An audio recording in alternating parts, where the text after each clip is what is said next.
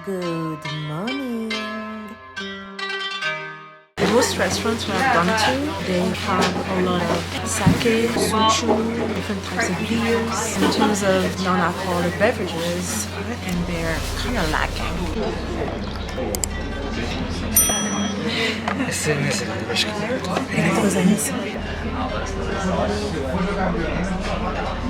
This is my favorite. I love ale.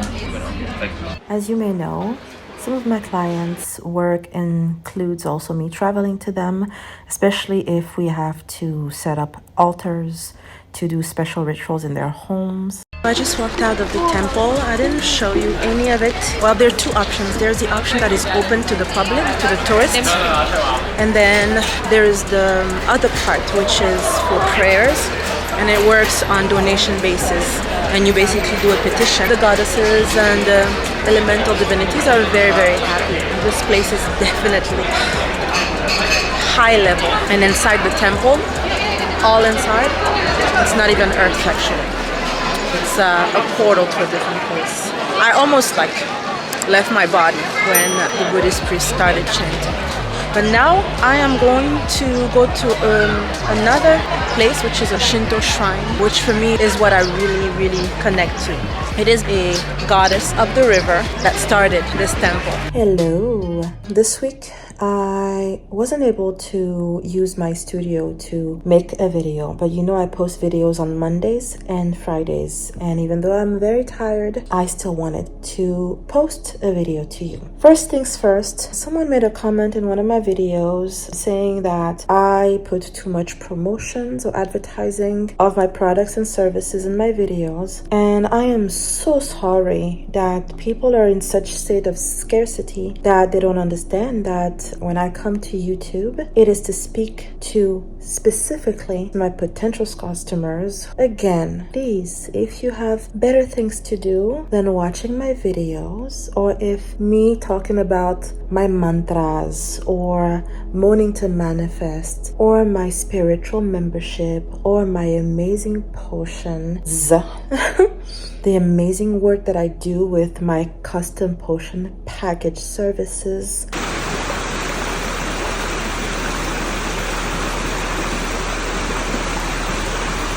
I also have my books. If it is really something that annoys you, please, why are you doing this to yourself? Why are you watching the video?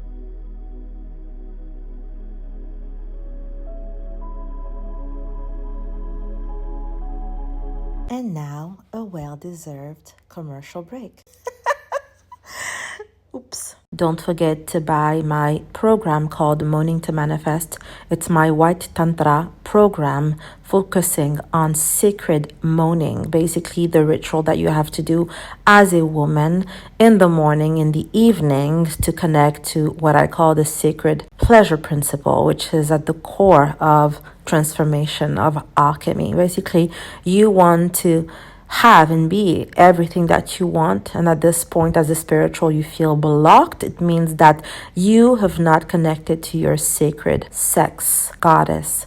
Sexual energy is what we are. So this is the program that I put together initially for my custom potion package clients. So they buy a potion that I made custom for them, and they get to practice their daily yoni womb tantric ritual, the principle of sacred moaning. It's a 35-day program going from one chakra to another, discovering the blocks that you have within you, becoming your own healer, and just really simply win at life. Be a spiritual, love the experience of being a spiritual, and connect with your own sacred goddess.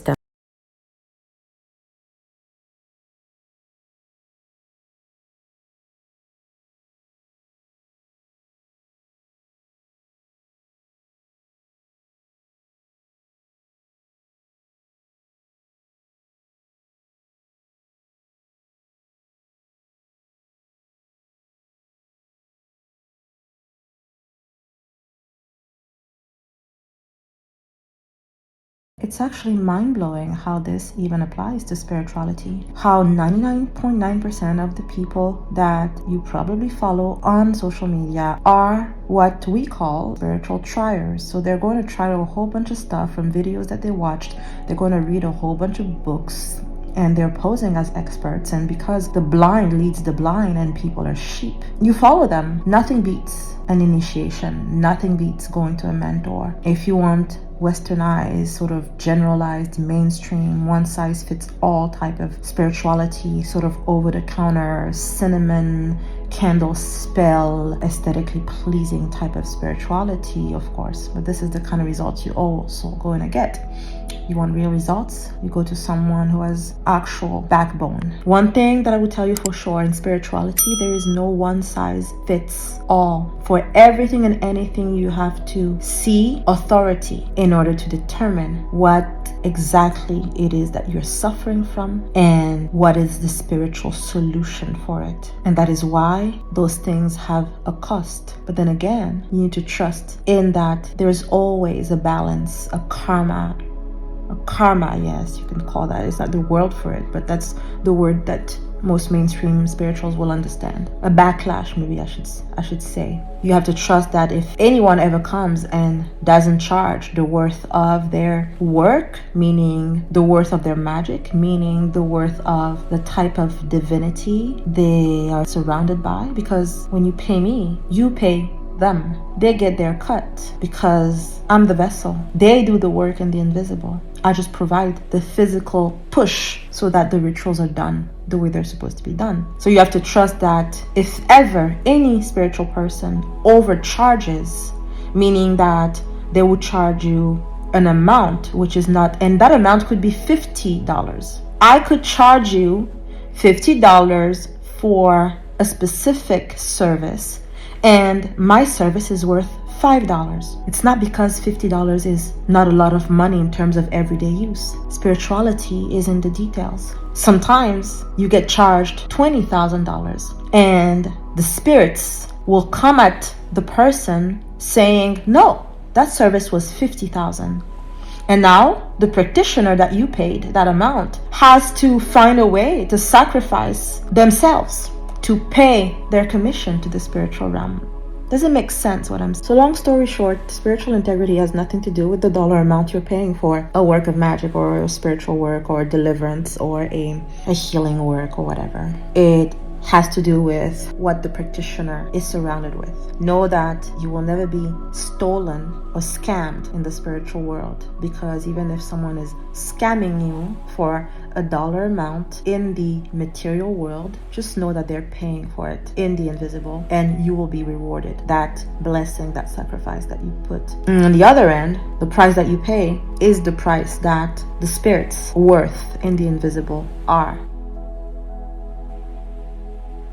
Just because you passed 11th grade math, now you come here on the internet and say, hey, I can now be considered to be an 11th grade math teacher. And I'm going to teach you what I learned in 11th grade. 12th grade, I do the same. Then I become a 12th grade math teacher. And then I go to college or university, and now I'm able to pose as a college math professor just because I had a B or A minus second year of college. It's exactly the same thing. The danger is that most of the people that you follow do exactly that in spirituality. They watch a whole bunch of videos on a certain topic, and because they got some sort of enthusiasm and they see a couple of results from that knowledge, then they feel that they're entitled to call themselves spiritual teachers or healers. They learn as they go. You pay them to learn as they go, to thrive as students. It's like